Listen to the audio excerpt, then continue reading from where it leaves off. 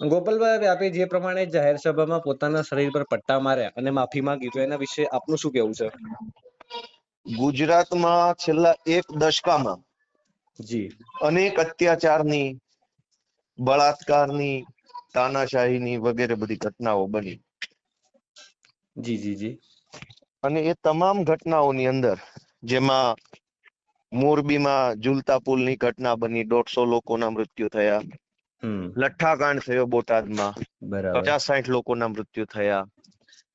એ પછી હરણી બોટકાંડ થયું, બાળકોના મૃત્યુ થયા. કાંકરિયા રાઈડ કાંડ થયું, બાળકોના મૃત્યુ થયા. જી ઉદય હોસ્પિટલ ને શિવમ હોસ્પિટલમાં આગ લાગવાનો કાંડ થયો, લોકોના બરાબર મૃત્યુ થયા. ભરૂચની હોસ્પિટલમાં આગ લાગી, લોકોના મૃત્યુ થયા. દાહોદમાં બળાત્કાર થયો. ખેડાની અંદર સિરપ કાંડના નામે ભાજપના લોકો ઝેરી દારૂ વેચતા પકડાયા. જી જસદણમાં ભાજપના લોકોએ બળાત્કાર કર્યો.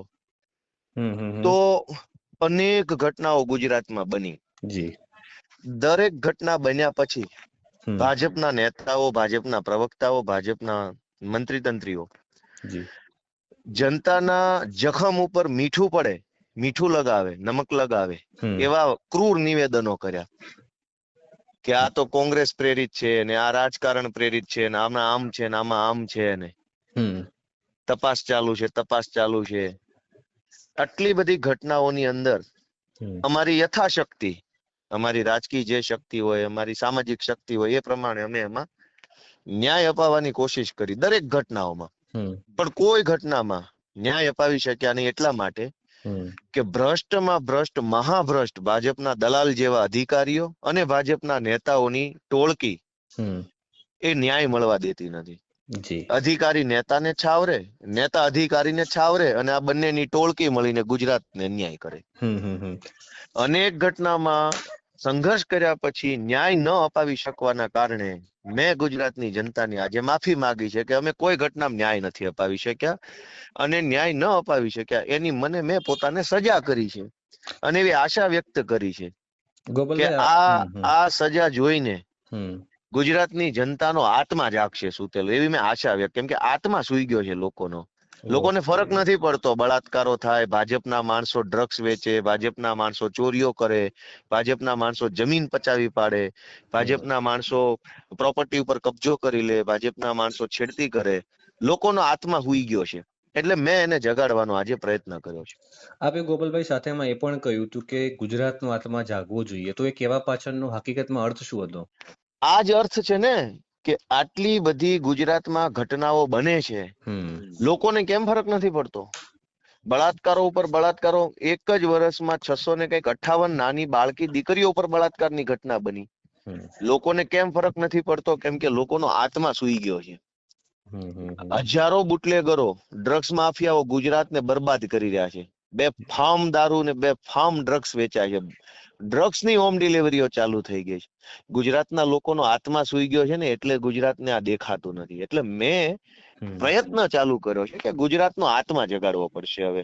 હવે ગોપાલભાઈ, અનેકો લોકોના મગજમાં પ્રશ્ન છે કે જે મહિલાનો વરઘોડો કાઢવામાં આવ્યો છે, તો શું એ પોલીસનો વરઘોડો નીકળશે ખરો? આપને શું લાગી રહ્યું છે? હું તો એમ કઉ છું કે વરઘોડો તો સમજ્યા, પેલા પોલીસ ઉપર FIR તો થાય. હજુ સુધી તો FIR જ નથી થઈ. વરઘોડાની તો ક્યાં વાત જ રહી. તો એ FIR કોણ કરાવશે?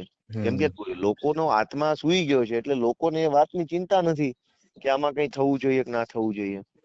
મેં આજે એની ચિંતા વ્યક્ત કરી છે કે લોકોનો સૂતેલો આત્મા જાગે અને ભાજપની તાનાશાહી, ભાજપની રાક્ષસી વૃત્તિની સામે લોકો અવાજ ઉઠાવે.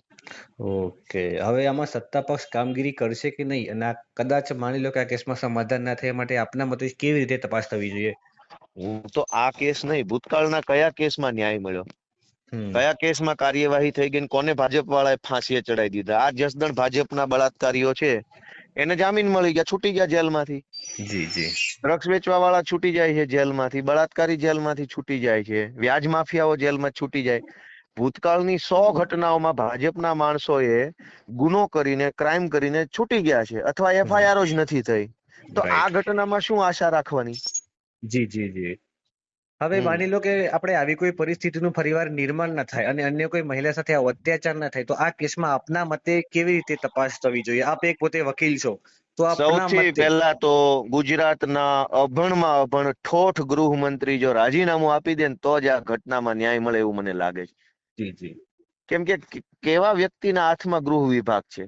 હા હા તમે વિચારો કે એના જ રાજમાં આટલી બધી ક્રૂર ઘટનાઓ બની છે. આ જ ગૃહમંત્રીની સરકાર છે ત્યારે જ એટલી બધી ઘટના બની છે જેમાં ન્યાય નથી મળ્યો. તો આ જ વ્યક્તિ ગૃહમંત્રી ચાલુ રહેશે તો ભવિષ્યમાં ન્યાય નથી મળવાનો. હમ કમસે કમ કોઈક સારો માણસ, સમજદાર માણસ, થોડોક ધીર ગંભીર માણસ, સમાજની સાથે લાગણીથી જોડાયેલો માણસ ગૃહમંત્રી બને તો એની પાસેથી આશા રાખી શકાય કે ન્યાય કરશે. હમ આ તો ડાયલોગ બાજી કરે છે રોજ જાગીને, જી જી જી ફાંકા ફોજદારી કરે છે. હવે ગૃહમંત્રી લેવલનો માણસ ડાયલોગ બાજી કરતો હોય તો ન્યાયની શું આશા રાખવાની? આ ઘટના હોય કે કોઈ બી ઘટના હોય. જી હવે ગોપાલભાઈ, છેલ્લો પ્રશ્ન કે આપ અલગ અલગ ઘટનામાં કોશિશ તો કરો છો, પણ આપને ક્યાંક ને ક્યાંક કોઈ કારણોવશ ન્યાય અપાવવાની બાબતમાં પાછળ રહી જાઓ છો. તો શું આપ આગળ માની લો કે ગુજરાતમાં કોઈ પણ ઘટના બને છે તો આપ ઉભા રહેશો ખરા જનતા સાથે? 1000%, 1000% ઉભા તો રહીશું જ ને. કેમ નહીં ઉભા રહીએ? અમે દરેક ઘટનામાં, મેં કીધું એમ, યથાશક્તિ, હું કોઈ શક્તિમાન નથી, પણ અમારી જે કાંઈ શક્તિ હોય યથાશક્તિ અમે કાયદાકીય રીતે, સામાજિક રીતે અને રાજકીય રીતે સપોર્ટ કરતા હોઈએ છીએ. પણ દરેક ઘટનામાં અધિકારીઓ ભાજપના દલાલો બની જાય છે અને ભાજપના માણસો છે એ સત્તાના દલાલો બની જાય છે, અને આ બંને દલાલો ભેગા થઈ ન્યાય નથી મળવા દેતા. દરેક ઘટનાનું પરિણામ આ જ છે. અને એટલે અમે ગુજરાતની આત્મા જગાડવાનો આજે પ્રયત્ન કર્યો છે કે જ્યાં સુધી ગુજરાતના લોકોની આત્મા નહીં જાગે ત્યાં સુધી ન્યાય નહીં મળે. અને જો એક વખત આત્મા જાગી ગઈ તો આ દલાલ અધિકારીઓ અને સત્તાના દલાલ ભાજપ વાળાને ખદેડી મૂકશે. લોકોની ચેતનામાં એટલી તાકાત છે, લોકોની આત્મામાં એવી તાકાત પડી છે. તો એ આત્મા જાગે એવી આશા મેં વ્યક્ત કરી છે. જી ગોપાલભાઈ, સમય કાઢવા બદલ આપનો દિલથી થેન્ક યુ. આભાર. Thank you.